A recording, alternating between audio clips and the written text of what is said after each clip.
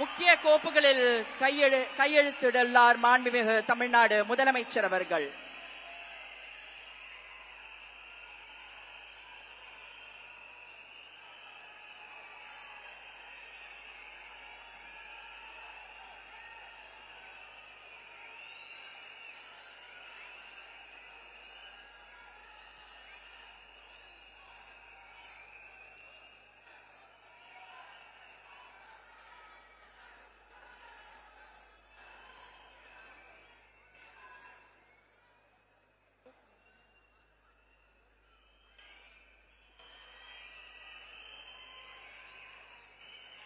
உங்கள் முன்னால், மக்கள் முன்னால் மாண்புமிகு தமிழ்நாடு முதலமைச்சர் அவர்கள் முக்கிய கோப்புகளில் கையெழுத்திட உள்ளார்.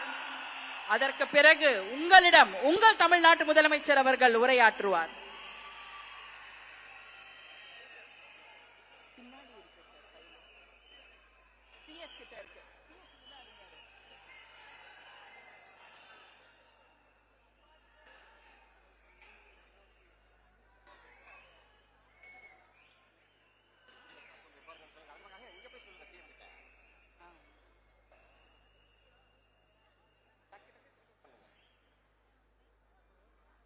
டக்குன்னு சைன் பண்ணிட்டா டக்குன்னு கிளம்பிடுவாரு. நிறைய நேரம் பார்க்கணும் இல்லையா, அதனாலதான் இந்த தாமதம்.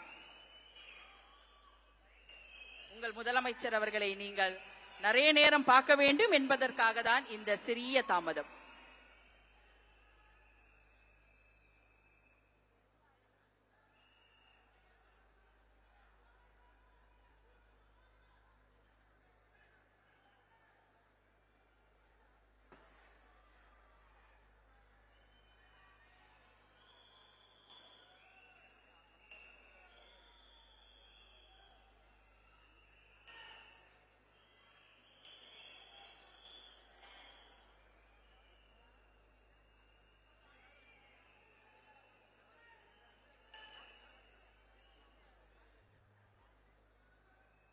நீங்கள் எதிர்பார்த்து கொண்டிருந்த அந்த தருணம், மாண்புமிகு தமிழ்நாடு முதலமைச்சர் அவர்கள் உங்கள் முன்னால் முக்கிய கோப்புகளில் கையெழுத்திடுகிறார்.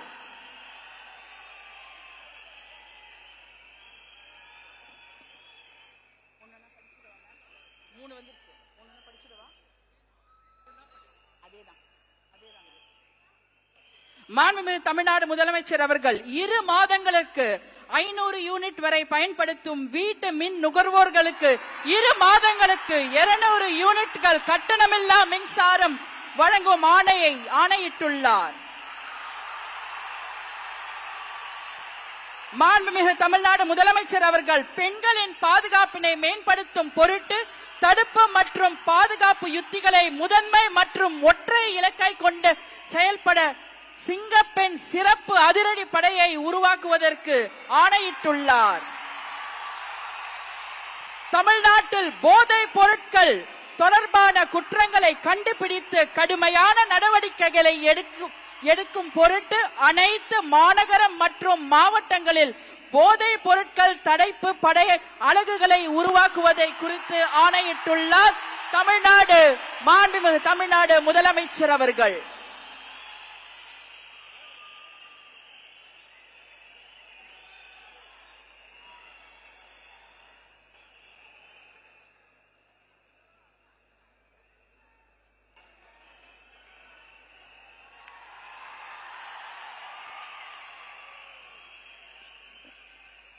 We welcome the Honorable Chief Minister of Tamil Nadu to address the gathering. மாண்புமிகு தமிழ்நாடு முதலமைச்சர் அவர்கள் உங்கள் முன்னால் உரையாற்றுவார்.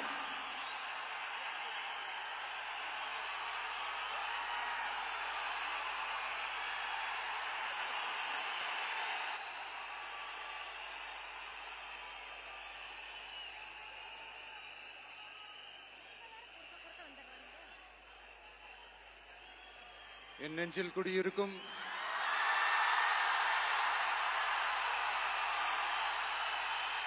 உங்கள் அனைவருக்கும் என்னுடைய வணக்கம். வணக்கம் வணக்கம்.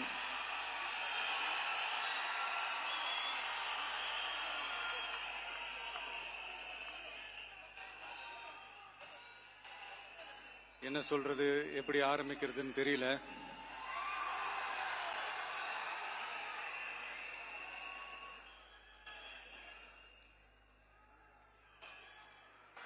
சினிமாவில் எப்படியாவது கஷ்டப்பட்டு வெற்றி அடையணும்னு இருந்த ஒரு சாதாரண அசிஸ்டன்ட் டைரக்டருக்கு பிறந்த ஒரு புள்ளையா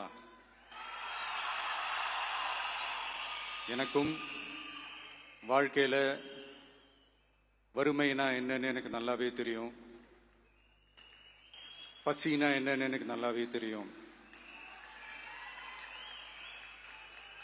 நான் ஒன்றும் பெரிய மன்னர் பரம்பரையிலிருந்தெல்லாம் வந்துடல. உங்களை மாதிரி தான், உங்கள ஒருத்த மாதிரி தான், உங்க குடும்பத்துல ஒருத்த மாதிரி தான், உங்க புள்ள மாதிரி தான், உங்க மகன் மாதிரி தான், உங்க அண்ணன் மாதிரி தான், உங்க தம்பி மாதிரி தான்.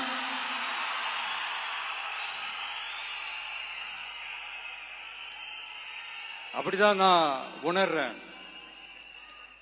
நீங்களும் என்ன அப்படி நினைச்சதுனாலதான் சினிமாவில் எனக்கு ஒரு மிகப்பெரிய ஒரு இடத்த ஒண்ணு கொடுத்தீங்க. அதையெல்லாம் விட்டுட்டு உங்களுக்காக நன்றி கடன் செலுத்துறதுக்காக அரசியலுக்கு வந்த உங்க விஜய, இந்த விஜய, நீ வா விஜய், நாங்களா இருக்கோம், பாத்துக்கிறோம். விஜய் தம்பி நீ வா, நாங்க இருக்கோம். விஜி தம்பி நீ வா, நாங்க இருக்கோம். அண்ணா நீ வாடா, நாங்களா இருக்கோம். நண்பா நீ வா நண்பா, நாங்களா இருக்கோம் சொல்லி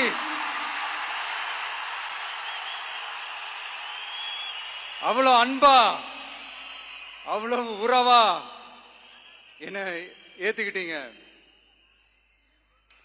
இந்த நேரத்தில் இதை நான் சொல்லணும். இந்த டிராவல்ல, இந்த ப்ராசஸ்ல எனக்கு எவ்வளவோ கஷ்டங்கள், எனக்கு எவ்வளவோ இந்த அவமானப்படுத்தினதெல்லாம் ஒரு பக்கம் இருந்தாலும், எனக்காக கூட நின்ன உங்களுக்கும் அதே மாதிரி கஷ்டங்கள், அதே மாதிரி அவமானங்கள், அதையெல்லாம் நீங்க பெருசா எடுத்துக்காம, அதையெல்லாம் நீங்க பொருட்டாவே எடுத்துக்காம, என்னோட வலிகளை, என்னோட வேதனைகளை உங்களோட தான் நினைச்சு என் கூடவே நின்னு இன்னைக்கு சி ஜோசப் விஜய் எனும் நான்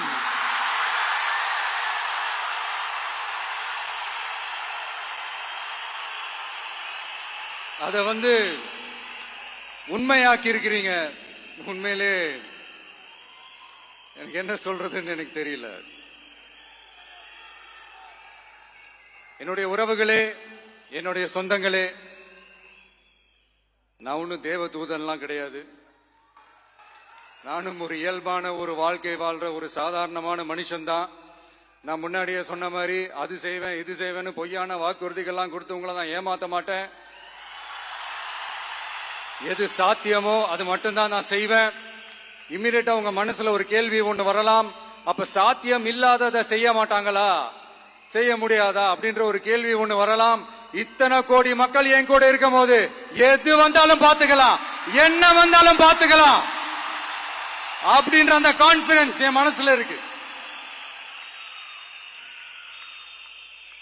இன்னொரு விஷயமும் நான் இங்க சொல்லணும். இன்னைக்கு நம்ம தமிழ்நாடு கவர்மெண்ட் இருக்கிற அந்த நிலைமையை பத்தி நான் உங்ககிட்ட நான் சொல்லணும். கிட்டத்தட்ட 10 லட்சம் கோடிக்கு மேல கடன் வாங்கி வச்சுட்டு போயிருக்கிற இன்னைக்கு அந்த தமிழ்நாடு அரசு இருக்கிறப்போ, கஜானாவை சுத்தமா தொடச்சி வலிச்சு வச்சுட்டு போயிருக்கிறப்போ, தூக்க முடியாத சுமையை ஏத்தி வச்சுட்டு போயிருக்கிறப்போ,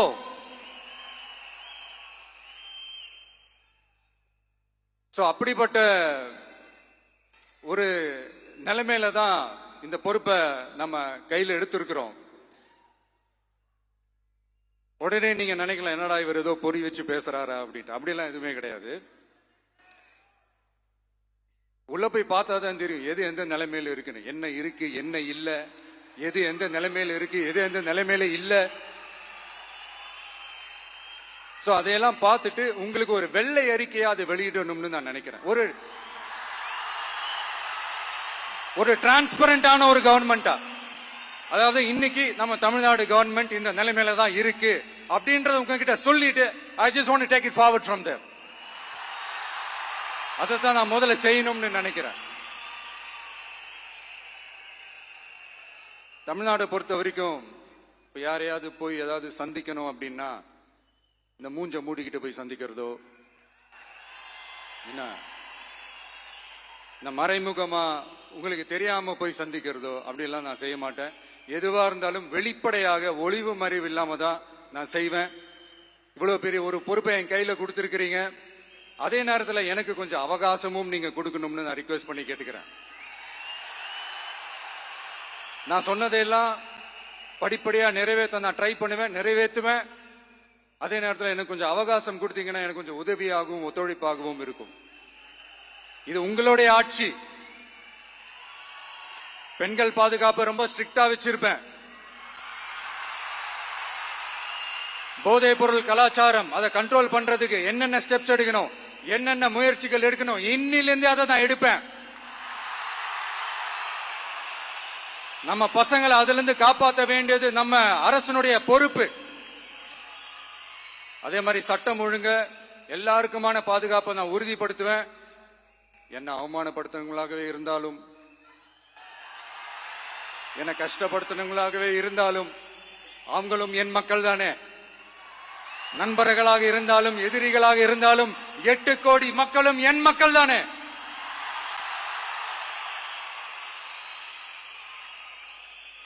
அது மாதிரி இந்த அடிப்படை விஷயங்கள், கல்வி, ரேஷன், மருத்துவம், குடிநீர், சாலை வசதி, பஸ் வசதி, இந்த மாதிரி விஷயங்கள்ல தான் என்னுடைய முழு முதல் கவனம் செலுத்தணும்னு எனக்கு தோணுது. நான் முன்னாடியே சொன்ன மாதிரி மக்கள் பணத்துல இருந்து ஒரு பைசா கூட நான் தொட மாட்டேன். எனக்கு அது அவசியமும் இல்ல. அது உங்களுக்கு நல்லாவே தெரியும். இந்த விஜய் தப்பு பண்ண மாட்டான், தப்பு பண்ணவும் விட மாட்டான்.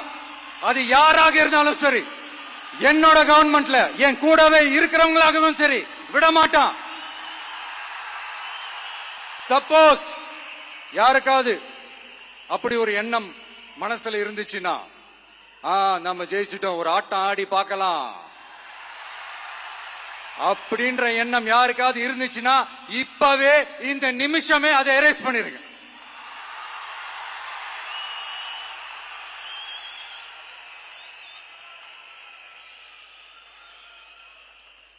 இங்க ஒரே சென்டர் தான், என் தலைமையில் உண்டான சென்டர். இந்த பக்கம் ஒரு சென்டர், இந்த பக்கம் ஒரு பவர் சென்டர், அங்க ஒரு பவர் சென்டர், அதெல்லாம் கிடையவே கிடையாது. இப்பவே சொல்லிடுறேன். பெண்கள், இளைஞர்கள், விவசாயிகள், அரசு ஊழியர்கள், ஆசிரியர்கள், உழைக்கிற மக்கள், மீனவர்கள் எல்லாருமே நம்ம டிவிக்கு அரசுல நல்லா இருப்போம், நல்லா இருப்போம், நல்லா இருப்போம். பிறப்புக்கும் எல்லா உயிருக்கும் அப்படின்றத நம்ம சமரசம் இல்லாத அடிப்படை கோட்பாடு. वर्किंग मॉम हूं ना, जॉब के साथ सबका ध्यान रखना पड़ता है. बच्चों को स्कूल के लिए रेडी करो, हस्बैंड को ऑफिस के लिए. अब इन सब के साथ நம்ம டிவிக்கு அரசு கூடவே நிற்கும். உங்களுக்கு அதுல எந்த விதமான சந்தேகமும் வேணாம். இந்து முஸ்லிம் கிறிஸ்தவர்களுக்கான முகம்தான் இந்த விஜயனுடைய முகம். அதுல 100% நீங்க இந்த விஜயை நம்பலாம். இப்படி ஒரு சூழலை ஏற்படுத்தி கொடுத்த தமிழ்நாட்டு மக்கள், ஒட்டுமொத்த மக்கள், உங்கள் அனைவருக்கும் இந்த நேரத்தில் என்னுடைய நன்றியை தெரிவிச்சு, இன்னொருத்தவங்களுக்கு முக்கியமா நான் நன்றி சொல்லணும். அது இந்த விஜய் மாமாவோட குட்டி நண்பா நண்பி.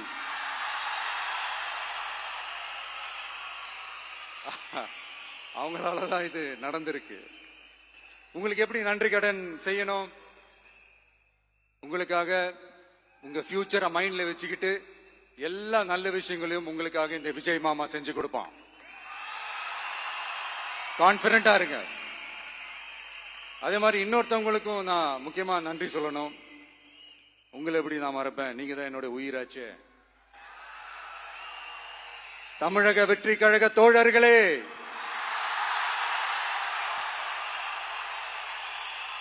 உண்மையில சொல்லணும்னா நீங்க இல்லைன்னா எதுவுமே இல்லை. என்னோட கழக தோழர்களுக்கும், கழக நிர்வாகிகளுக்கும், வாக்கு சாவடி முகவர்களுக்கும், my dear virtual warriors,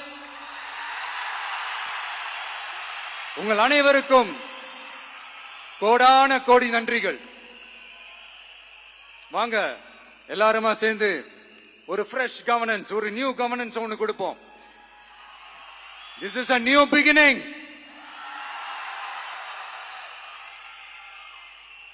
A new era of a real, secular, social justice starts now.